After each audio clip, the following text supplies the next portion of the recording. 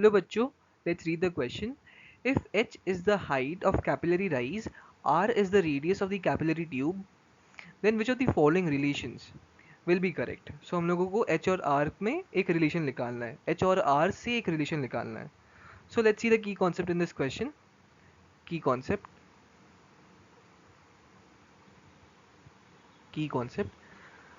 जो capillary action की वजह से हाइट राइज होती है, कैपिलरी राइज होती है, capillary rise,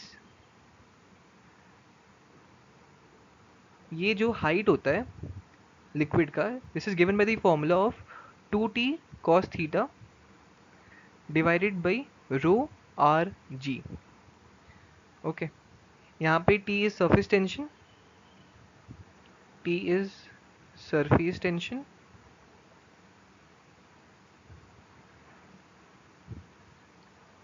row is density,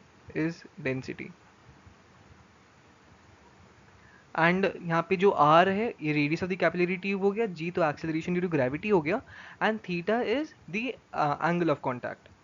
So for a particular liquid and capillary tube, for a particular liquid and a capillary tube जो quantities होती है for a uh, particular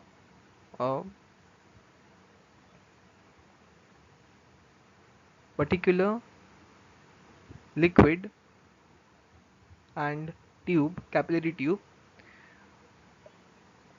T, theta, rho and g, ये चार जो values होती है, these are constant. क्योंकि surface tension depends on the liquid, density जो है वो भी लिक्विड का ही है, acceleration due to gravity is always constant near the surface of the earth, and यहाँ पे एंगल ऑफ कांटेक्ट है थीटा जो है यहाँ पे एंगल, ये भी डिपेंड करता है nature of the solid and the liquid we are taking. Okay, so ये सब क्वांटिटीज ऑलरेडी कांस्टेंट है. हम लोगों को क्वेश्चन में पूछा गया है कि एच और आर से क्या रिलेशन आ सकता है. सो यहाँ से हम लोग देख सकते हैं, from here we can see h is equal to 2t cos theta divided by rho rg, and from here h into r, that is capillary rise into radius of the capillary tube, this is equal to 2t cos theta divided by rho g. And as already discussed in the यहाँ पे key concept, ये जो entire term है 2t cos theta divided by rho g, ये constant term है, so this is equal to constant. तो यहाँ से H R is equal to constant आ जाता है, h into r, this is a constant quantity.